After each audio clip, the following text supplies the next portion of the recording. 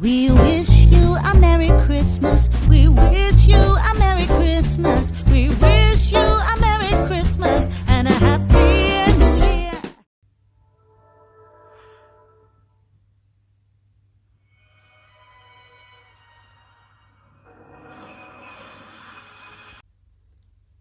Okay, so yesterday I binged the Santa Claus 1, 2, and 3. I quite like 3. I know it's not as great, but I love Anne Margaret, you know, can't go wrong.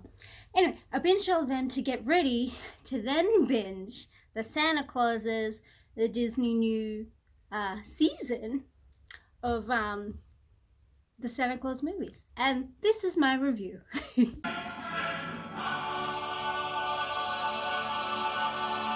So first off, one thing I absolutely loved about it is the same bloody characters playing the same people. Or the same people playing the same characters. So it's original cast. Obviously, because the kids playing the elves and our adults now, there's different elves. Except for, oh, I should say, spoilers ahead.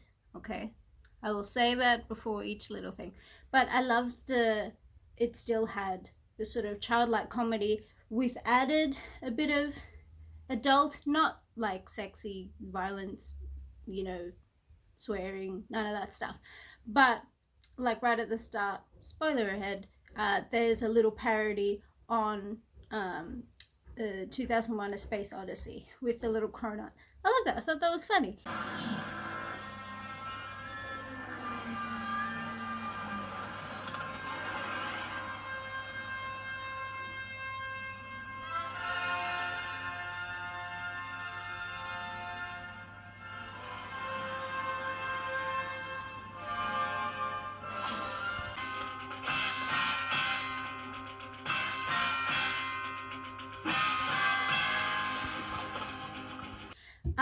And again, spoiler, we see the little girl Sarah again, though I'm pretty sure that is not the same actress.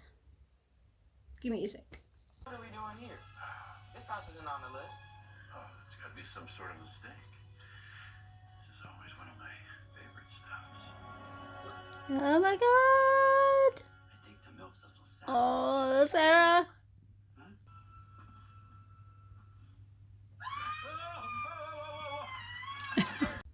Okay, just checked. In the original movie, it was played by Melissa King, and then she's replaced as an adult, which sucks, but you know, whatever. But everyone else is the same, and I love the way they did the little callbacks of flashbacks of each thing. So we saw Sarah as a little girl.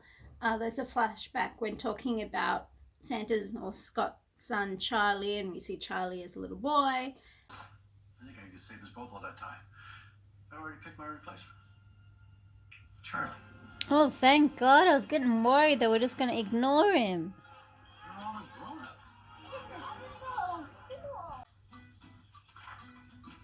Hey, Dad. I'm so glad it's the same actors. And all those sort of little flashbacks I quite loved.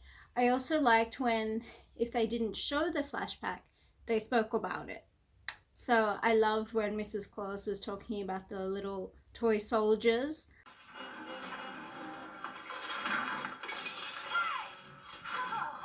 remember you and your dumb faces. Because I love that. I kind of wish that she did the whole look into my eyes and, you know, like she did in the Santa Claus 2. But still good. She, actually, I really, really liked Carol or Mrs. Claus in this. So again, spoiler ahead. She forgets her name. She doesn't even have a first name. That's not true. I have a first name. No, you don't. I do. It's Nancy.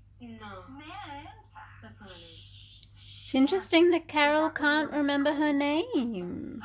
So she loses her identity, which I really love because if you've watched my VLOGMAS movies before, you know that I love Mrs. Claus. And I read the poem by Roald Dahl, the We're Out There, Mrs. Claus, where it basically says, oh sorry, Mother Christmas, where it basically says that she does all the work. And it's totally true. So I like that they actually go into the you know what, we have all these words for Santa, you know, Nicholas and all this sort of stuff. And it's like, well, why is it always Mrs. Claus? What's her name? What's she into? And so I really like that. Unknown woman poses no threat. Unknown woman. How dare you? I also love that she had an adult conversation with again, spoiler ahead, La Bufana, and they're like, what, they're all men, no women? And she's like, yeah, tell me about it. So I love that. Son, that's what he said. All men.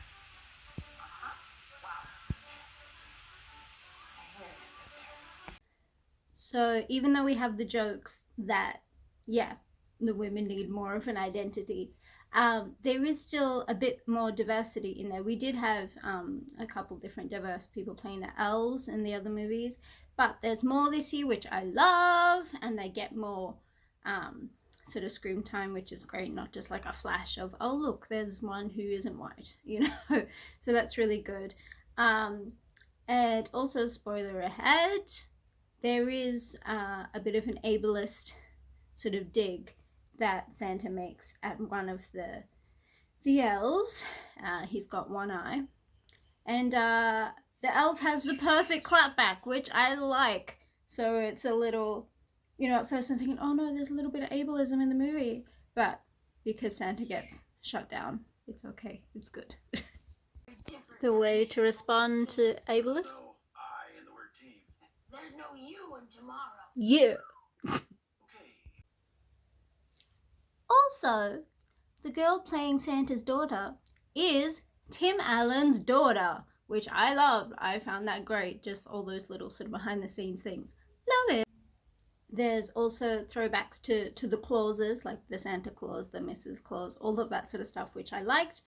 Better now? Yeah, there we go.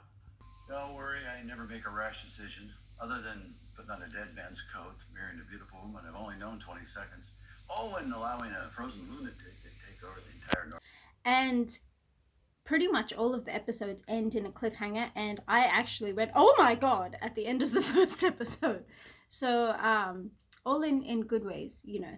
So that was really entertaining as well, and really drew me in. I was a little worried of, because sometimes when you have movies, turning them into a series, it's great that they're longer, but sometimes the sort of passion, the thing that made them special, isn't really in there. But I definitely think it still is. I really like that, and I approve. Another thing that I think is really important, again, spoiler ahead, we see that Santa is sort of struggling. And, you know, as someone with a failing body, it's sort of good to see that and see the person sort of in a monologue. And I quite liked the way that happened. And then when he, spoiler, retires, Tim plays it as Scott sort of really not knowing what's going on. He's really struggling to find his feet. Everyone else in the family is happy and great with their new lives, and he's really struggling. And this is definitely important for one of like disabled people, or people who are sort of losing their health or struggling to be like, okay, so how do I live now? What do we do?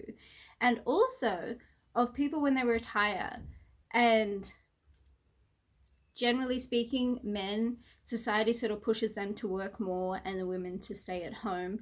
So when they retire, their whole identity is kind of gone. So I think it's really interesting to see how that goes within the series. I think that was done quite well. And talking about diverse casts, unfortunately, a lot of tropes are either the disabled person or a person of color is the bad guy. And so I was really excited when, spoilers, person of color was basically shortlisted to be the new Santa. And you can kind of guess where it goes, but it ends up all right in the end. But, you know, he kind of plays the bad guy a little bit, which disappointing, I guess. But it was still great to have him as a main character, which we certainly didn't see before, having a person of color as one of the main characters. So that was good. And the person who plays his daughter is just gorgeous. She's so good. There's so many great little child actors in there. I also loved Noel and Betty. We wish you a Merry Christmas. Their relationship was so sweet. It's adorable. Sweetie? Come on, come. Fun pie! Gumdrop. Jelly bean! Snickerdoodle. Sugar pie!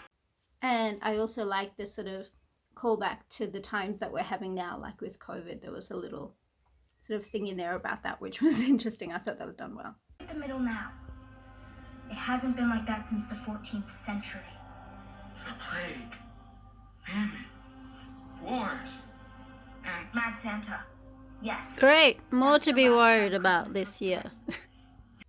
And speaking about the cast, again, spoiler ahead, but you've probably seen from the ads, Bernard comes back. Bernard! miss me? And it's really him. What's with all the theatrics? Lovely. Like an old man with pointy ears. And they also explain why he looks older, which was great. I think that was cute. I thought that was done well. And it's so beautiful to see him so happy. And it wasn't just, you know, like a 1 minute, I was going to say patio. That's not the word. Cameo.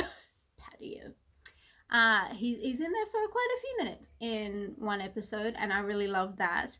And I was reading the actor talking about it. And he said that Tim Allen basically said the fans were just insisting that he comes back.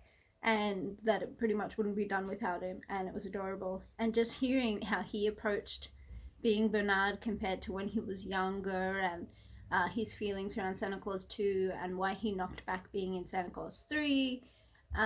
He just didn't feel like Disney or the character were sort of respecting him, and so he chose not to do it.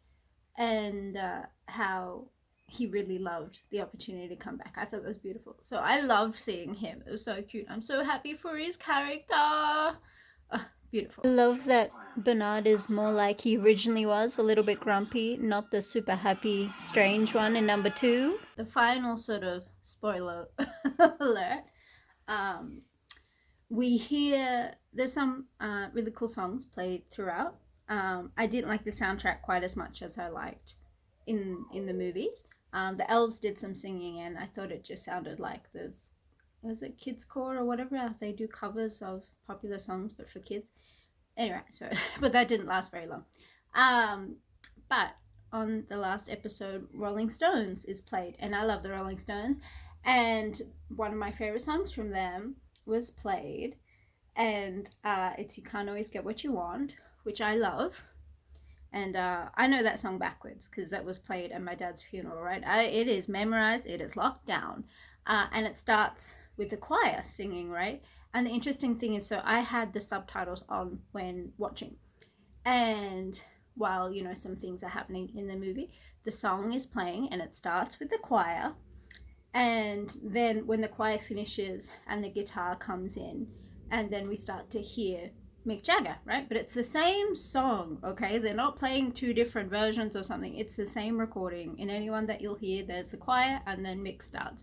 Anyway, the subtitles, when the choir stopped singing, it said "Christmas song ends," and then pop song begins. So this is "You Can't Always Get What You Want," but the subtitles call it a Christmas carol. These Ready? are for you. Christmas carol stops, pop song plays. It's the same fucking song. It's the same fucking one. So technically, according to Santa himself, according to Disney, "You Can't Always Get What You Want" is a Christmas song. Which does make sense. You can't always get what you want, but if you try sometimes, you just might find you get what you need. But I love that bit. So I'm going to be listening to that every Christmas. Like I listen to it all year round anyway, but it's a Christmas song. But I really liked it. I thought it held on really, really well. And yeah, it kept that magic alive the whole way through, which was great. There wasn't anything that sort of stood out to me that I really didn't like. It was definitely well worth the watch. Definitely. And I quite enjoyed getting to know Santa's kids a little bit more. Like I said, seeing Carol a little bit more, finding her feet, and you know what their family decides to do and things like that. It's quite great, and it was beautiful. It'll definitely be an annual thing I'll watch. I enjoyed it very much, and I'm just really thankful that they did it, honestly. So if I was to rate it out of 5 stars, let's say 4.5. It's high up there. I thoroughly enjoyed it, and I recommend that you watch it. Thank you. Merry Christmas.